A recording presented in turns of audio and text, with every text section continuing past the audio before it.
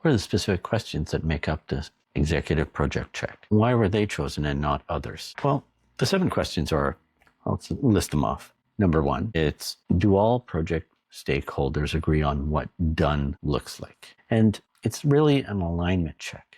We'll come back to that one in a minute. Number 2 is, can the project manager clearly explain what the critical path is in one sentence? Number 3, who are the most critical resources on the project? And number 4, do you know the one thing that is the most likely to delay this project? Number 5 is, are issues being surfaced early or only when they're already a problem? And 7, this is a really good one after you've asked these first 6. If you had to defend this project status now, would you feel confident? And I think if they've been reporting accurately and correctly and all the questions up till now were positively answered, their answer would be yes. They'd be aligned, basically. But I think once you go through those first 6 questions, and if there's some weakness or inaccuracies or softness in some of those answers, their answer to number 7 would be, no, I guess we haven't been reporting it exactly that way or as clearly as we could have. So number 8 is, I know I said 7 questions, but this is just a general leadership question. And you should be asking it from time to time, especially when there's trouble. Is there anything you need from me or the leadership team? And this is oftentimes where reality comes out. So why do those 7 questions work? Those 7 questions work because they start at the root, the foundation of the project.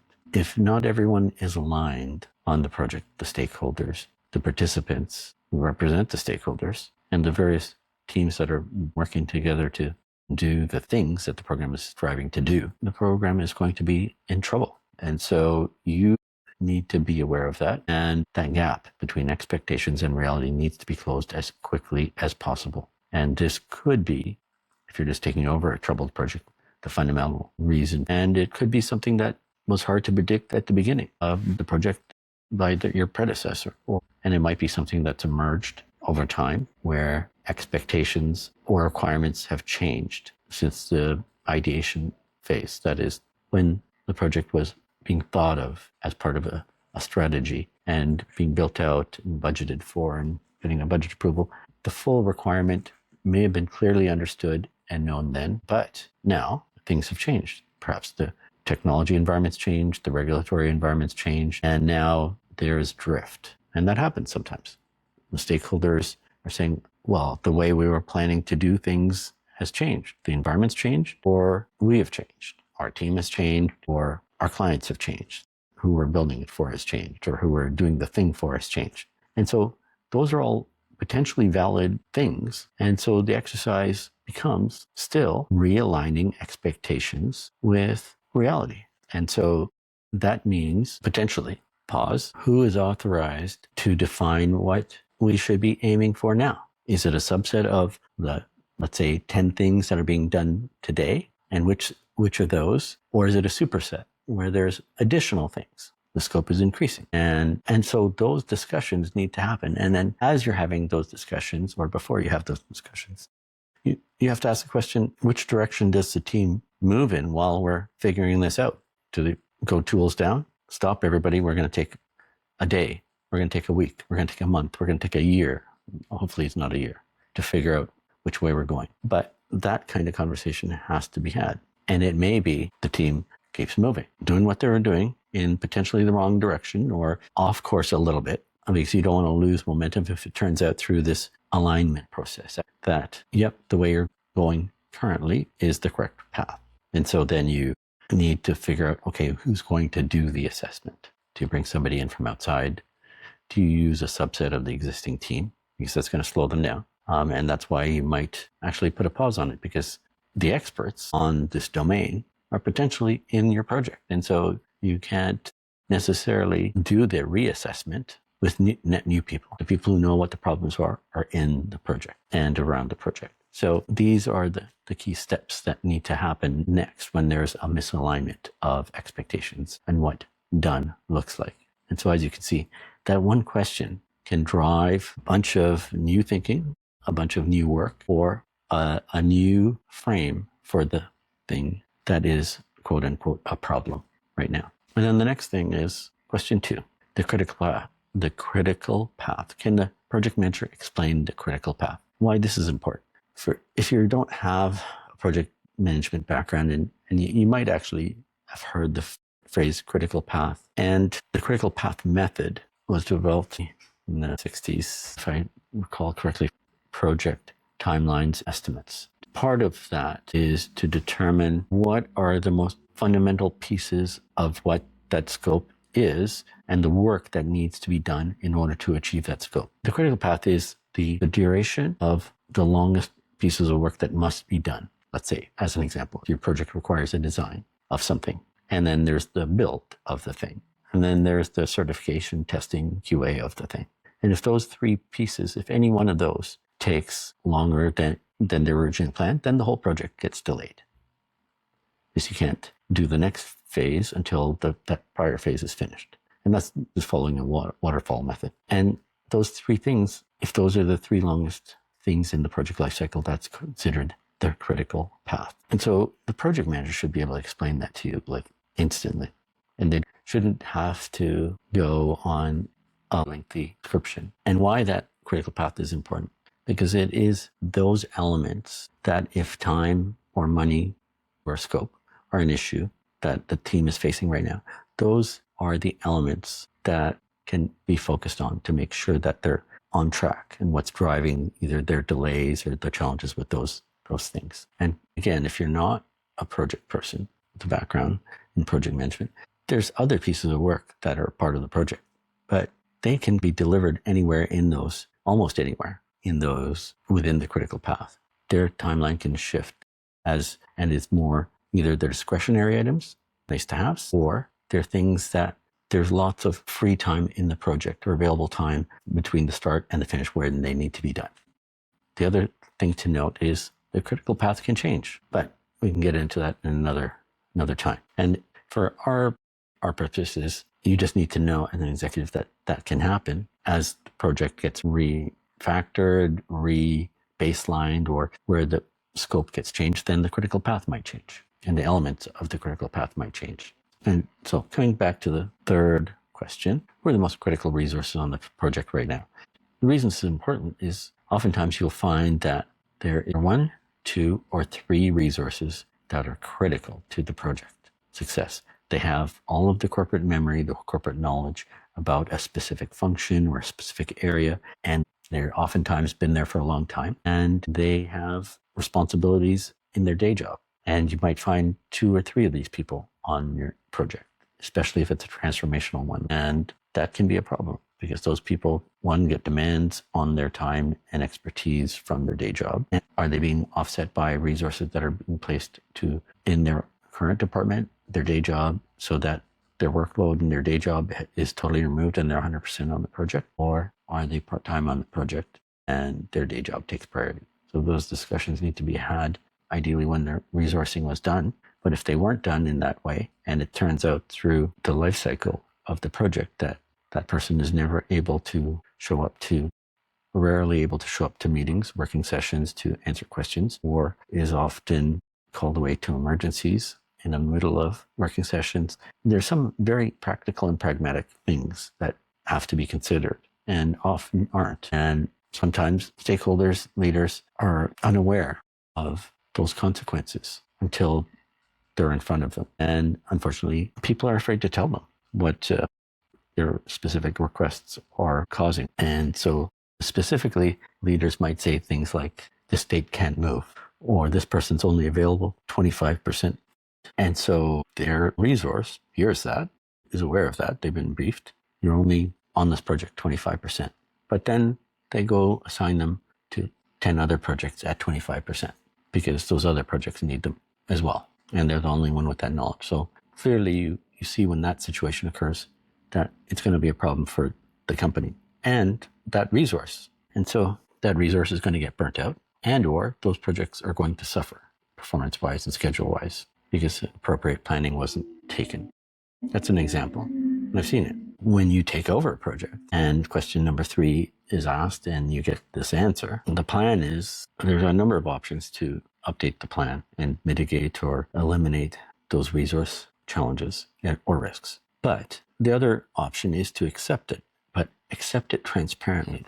And so what I mean by that is that the stakeholders, the steering committee, the board, etc., recognize that this resource or resources are constrained. We don't have the will or the budget to backfill those resources or scale back their work, which may or may not be acceptable. So you have to have those difficult conversations and come up with appropriate mitigation. And the mitigation might be, we're going to shut down those other 8 projects or 5 of those projects. And so they're only over allocated 125%. So those things, these conversations can happen relatively quickly, but it's understanding where the bottlenecks are, where the challenges are, and then finding the right levers to make those decisions and call them out clearly and get agreement and understanding of whatever the decision is, it's made transparently and it's not just discovered and not just kind of accepted without any thinking or analysis or thought behind it. And leaders and managers haven't had a chance to weigh in and agree at the appropriate level that these behaviors and activities are acceptable. Okay, question 4. Do you know the one thing most likely to delay this project right now? And the reason you would ask this for the project manager is obvious. It's somewhat could be related to some of the other questions. But it might be an imminent challenge, an imminent risk, or it could be a design flaw, or it could be something that is unresolved, that is expected to be resolved, but is taking longer than expected to be resolved. A technical challenge, a technical hurdle, doing an RFP for a specific vendor or supplier, and it turned out to be harder to find that vendor or harder to find somebody in that same target budget range.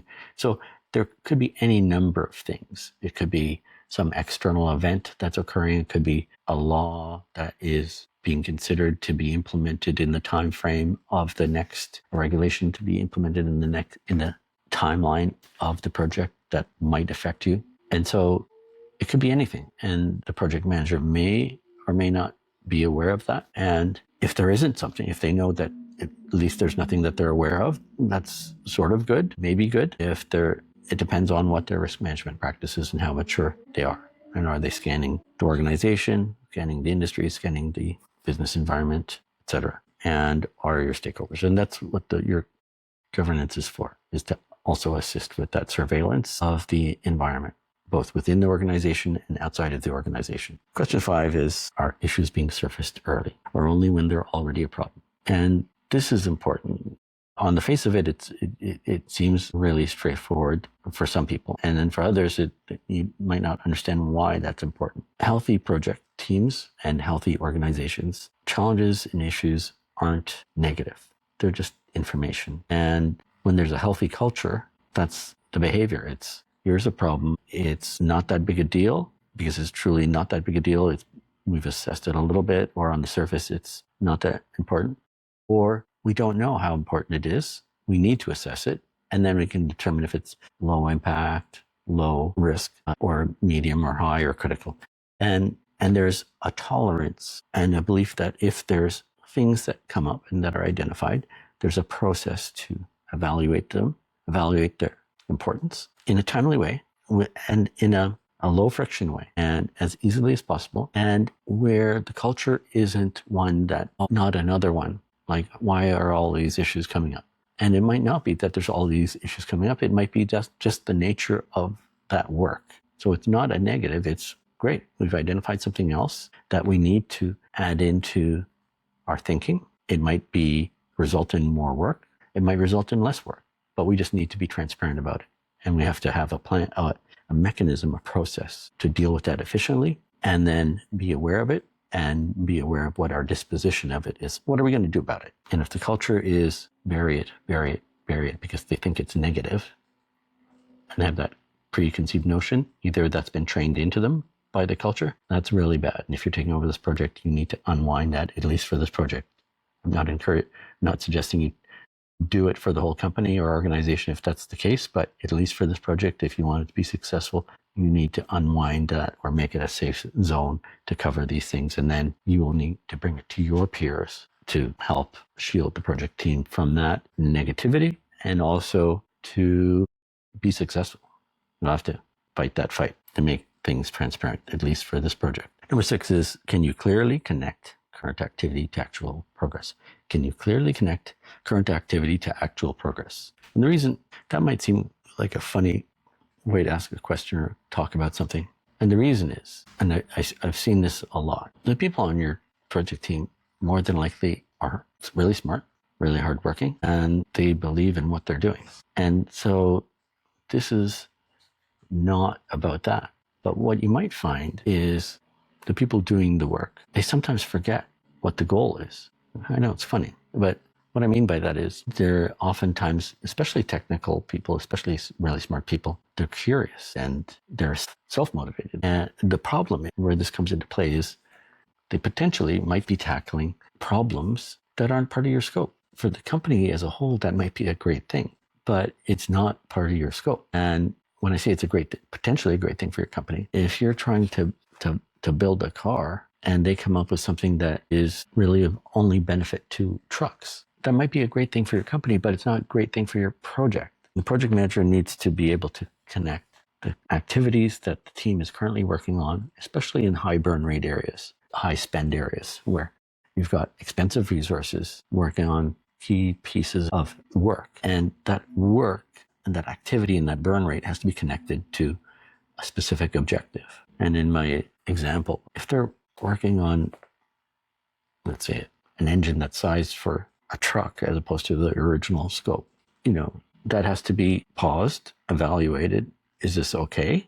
Are we going to change the scope to include trucks? Are we going to change the scope to park this or spin off a separate project to do that and create or add to the scope to do the trucks, or change the scope to stop doing cars and work on the trucks piece? That's better. But you can't have those resources going in that direction without the leadership being aware that that's what is being done. And sometimes teams end up doing that. They kind of go off on a tangent slightly. And in their minds, they're doing a good thing because it's good for the company, and it might be, and it might need to be rewarded and recognized, but it has to be recognized early on, because you'll find that not days, but potentially weeks, months might go by if you're not checking in, and they're off in a different pasture. And so just having a status report that says they're working on this, they're working on the engine, they're working on the engine, they're working on the engine, they're working on the engine, that's not good enough. You have to have it more explicit about how long is that going to take, or how long is that, and why is it taking longer? And it causes you, as a leader and as the project manager, you would drive the project manager to ask these questions. Why is it taking 50% longer to do this than what's estimated? Was the estimate wrong?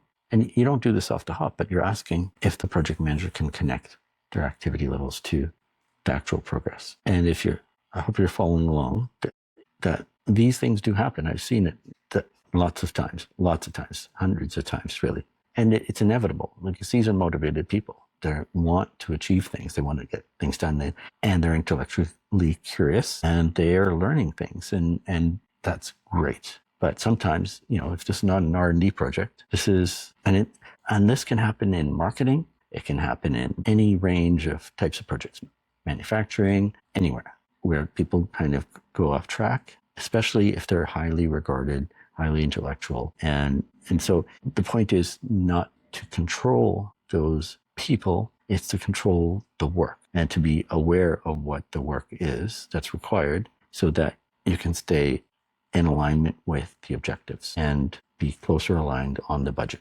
Question 7, and this one is, if you had to defend this project status, and again, as I said before, if you got through these 6 questions with the project manager and they have said to you a number of things that were either kind of soft or not great answers, or they didn't know, then you recognize that, and they would recognize as well, that they have been reporting the status report inaccurately, or not in as transparent or effective a way as they could be. Either the status report needs to change, the structure of it, the way they report their status, if it was kind of glossed over and not really the right thinking put into it, or the project manager needs to be replaced in the worst case. So for all of these questions, there's obviously next steps. And so what if you discover at this point that the project's 3 months behind? And that might be what the current schedule tracking prior to these 7 questions told you. And now you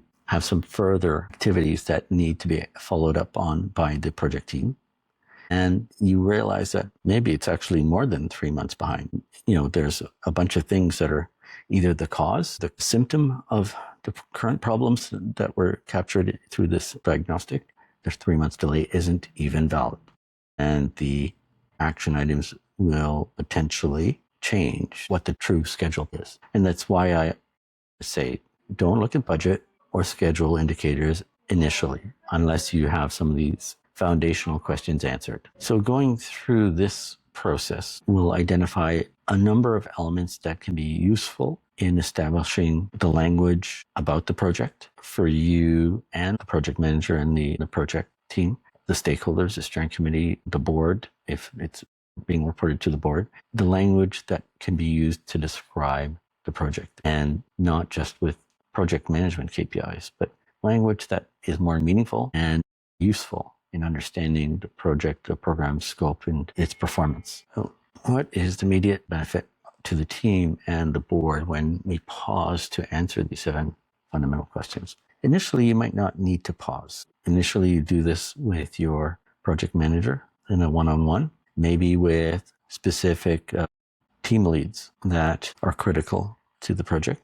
Maybe it's with the whole project team, and to be your first, your second meeting, and you're going through this and you're asking people to be candid and frank. And maybe they will be, and maybe they won't be. But then you have to do it with the project manager. And there will be differences for sure. And so you'll have to discern what those differences are and what accounts for them. And it could be that some people are more plugged in, and it could be that some people are just hiding things or afraid. And so depending on how you manage this process and play this out, it can make the team feel safe. It can cause things to bubble up to the surface from the stakeholders and the other parts of your peer group, the management team, the other executives. This checklist doesn't magically fix things, but it points us in the right direction. So how do you know if the answers to these questions are the symptoms or the causes? You might know that based on your knowledge. If you're unsure, then you ask the project manager, tell me why this is not a symptom and not the root cause. And the questions are designed actually that way, because these are typical root causes of issues, fundamental issues. These questions are structured that way. It used to be, this project is in yellow or red status. It's over budget, and I used to start there, but inevitably you realize after going through a painful process from that perspective, and that might take days or weeks, that you end up at these questions, these 7 questions. And so you're trying to sort through those, weed through what the issues are, and it comes back to these things, that there's a misalignment of what the objectives are and the requirements. And those are the fundamental issues that are driving the schedule, that are driving the budget issues. How do you communicate to stakeholders that the project is merely pointing in the right direction now, rather than fully recovered? Well, sometimes that might be good enough, and you have to determine with those stakeholders if that assertion's true. Is it good enough? So what you have to do is say, here are the options. Here's where its trajectory is. Here's what the potential outcome is. If we do A, this will happen. If we do B, this will happen. If we do C, this will happen. And A, B, and C could be do nothing. A could be do nothing. B could be, or C could be do nothing. C could be do nothing. A could be do this big investment to add more resources or do something more significant and material to ensure likely success in the right path. And there may not be appetite or budget for that. And so it's not just communicating that it's pointing in the right direction and rather than fully recovered, that it's describing what the options are and what the costs are and the impacts are. That's the discussion. And they may be initially high level, especially in the early stages of that discussion. And that may be okay. One of those outcomes may be acceptable, and it has to be clear who makes the decision in these forums and what that mechanism looks like. Does having these 7 foundational answers documented protect the project manager and the delivery team when presenting harsh realities to the board? Well, it doesn't actually protect them. It protects the integrity of the project. It gives you an assessment of where the project is right now from a very specific place. There may be other issues that are downstream of these 7 questions, or that derive from these 7 questions. And it doesn't protect anybody. It ensures that due diligence has been done that is foundational. What doesn't protect the project. It just shows what areas need to be focused. It may in fact not protect the project manager or the delivery team. The exact opposite reaction may occur, which is, why wasn't this reported earlier? And so the possibility is there that the project team was hiding some of these things and just going along. And if the reason for that may need to be assessed, was it the prior leadership, the prior governance structure? But if it wasn't a structural issue beyond the project manager's control and the project team's control, then it's just an example of perhaps poor project management and poor leadership. So these 7 questions can help you build a more realistic project plan. It shows you and points you where you need to focus the energy of the team to close specific foundational gaps. Resources that are key risks to the project, closing the gaps with stakeholders and finalizing the scope, what done looks like. These are all foundational things that need to be worked into a plan if you're looking to have a more solid plan and more likely success in delivery. As an example, why aren't things getting signed off effectively? Why aren't things getting built or delivered? And it could be because of the friction between what is acceptable and what's not acceptable. When someone examines something or tests it or tries to certify it, and they look at what they believe is acceptable, and it may not have been written down appropriately. So as you examine the scope, what done looks like, you might realize that both through the recovery effort that's required and investment to achieve the scope that was misinterpreted might require you to change vendors or might require you to reduce scope because there isn't that appetite or budget or capability or time in the current business cycle for this project to deliver what was desired. And so some of the tough decisions are, do we kill this project? Do we reduce its scope? Do we change vendors? All of these are hard things that will take some time and effort to do, and you have to be able to face that and report that and have the courage and will to do that. Sometimes the project limps along because people leading them and governing them aren't willing to be the one to say the hard things and to do the hard things. And that's what leadership's about. So part of your recovery effort should be to establish an appropriate governance structure. If your project is in trouble after your assessment and has significant issues, then what that is a symptom of is that the governance structure was not sufficient and needs to be reviewed and changed as well as the work. So you can't ignore that part of it. Governance will have to change. And so the only way that this new plan is going to work is if the governance is updated, modified to be more effective. So if things do go off track or start to go off track, you'll see them faster and you respond to them appropriately so that the project can stay on the new baseline plan. The governance structure needs to be reviewed and made more effective with specific people accountable for very specific things. Who's the ultimate decision maker, who are participating in the decisions, and who must go along with those decisions and or accept those decisions. Who is part of that governing committee, and how often do they meet, and what are the criteria for them to meet, and what are the criteria in the decisions that they make. And those things need to be tightened up or established so that decisions can be made quickly and protect the timeline. And what level of decision-making authority do each of the team leads, the managers, the steering committee, and the sponsor? And then which things need to go to above the sponsorship group? Is it the board? So all of those things need to be hammered out. That it doesn't have to be complicated. It just needs to be stated and executed on and understood and agreed. And when those things aren't established or stated and or agreed, that's where things just go sideways because people assume they can stick their hands in the pot and stir it and add a little spice here or there. And it doesn't work.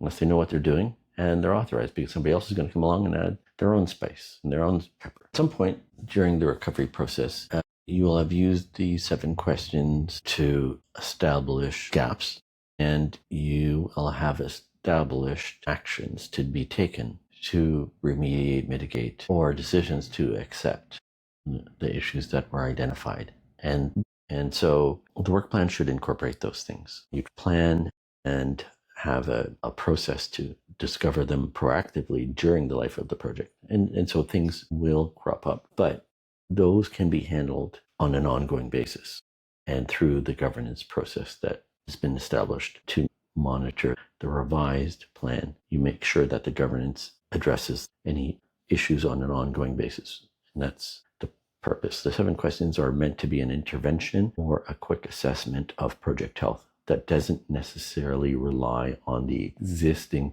KPIs or metrics, and if they do exist. And so they may be great, but how do you, as a new person to that project or as an outsider who's accountable for this project, quickly determine its health? And what questions do you ask the project team? And this process helps you focus on those things as opposed to the metrics and the rubrics they've already established, which may or may not be effective. They might be perfect, or they will actually be problematic. And if it's a mature governance process and an effective governance process, then it will help you. But it will also be aligned with some of the 7 questions, meaning those answers from that are called for in the 7 questions will already be visible in the governance process and the reporting that is there if it's good and existing. And so I'm calling out the specific things you need to focus on initially to determine foundational health in the project. And then once those things are determined, then you can move into the other things that your ongoing governance may already be doing. The 7 question framework is not an ongoing process. Ideally, your governance process, the way you start up projects and initiatives, encompasses these factors, these foundational risk factors, and addresses them through the ideation and startup phase of the project and planning phase.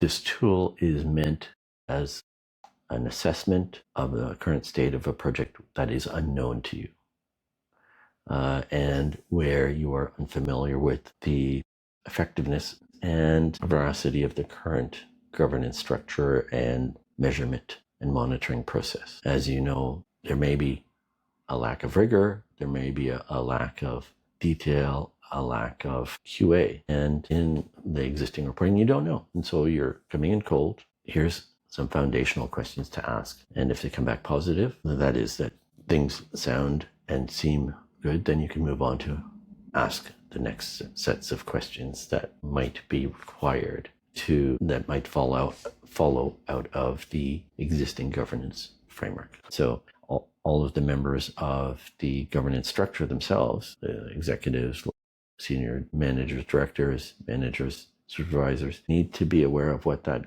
governance structure looks like. Sometimes it's just assumed that everybody knows this. That structure might be depicted in one slide in the kickoff, in a presentation at the time of the kickoff or startup of the project. And people might change over the course of the project, and people might forget what the role is and what the responsibility is if they were ever established. And for just like the newly accountable leader that you might be, the other stakeholders on the steering committee may not exactly have a clear understanding of what their role is. They might have an assumed role. They're representing their area. They're representing their department, their function's interest. They have resources that might be working on the project, and so they want to ensure that those resources are performing appropriately. They're not overcommitting. They are representing their area appropriately and fulfilling their obligations to the outcome of the project. Those are all great and correct functions for them. However, there's more to it than that. It's who can make decisions on specific areas and specific aspects of the project. Depending on how complex it is, the governing structure needs to evolve. Depending on the complexity of the project or program, the governing structure needs to be adjusted accordingly. Roles need to be explained to everybody, responsibilities, and who's accountable for what. And what does that accountability mean? What does that responsibility mean? In very concrete terms, thresholds for dollar spend, thresholds for overages on spend, thresholds for any number of things that the project may be called upon or may face, and who is able to make decisions. You don't necessarily want everything, every decision, every issue to be bubbled up to the steering committee. That would slow down execution in general, or it would mean that the executive layer, senior management layer would be very involved, and that for certain projects that may be the right way to go. Very few of those. Or it might mean that here's what the project team, the project manager on down can decide. Here are what individual team leads can decide, and it can get really granular and really clear. And if it's a mature project team and a mature organization, those approaches can work. And if you have the right resources in place. And so all of these things can be taken into consideration, but those are things that you decide and determine ideally during the planning phase and the ideation phase. And if they're not in place, then in the recovery phase, when you are looking at how to recover this, you have to put those measures into place. Hope this helps. It starts off simple, but there's a lot of work that has to go into it. And that's why things either succeed or fail. Or things can succeed, but it can be a really rough road. And most of these guidelines actually apply regardless of whether you're using a standard waterfall, whether you're using agile, or whether you're using a hybrid. The problems are the same regardless of what the delivery method is.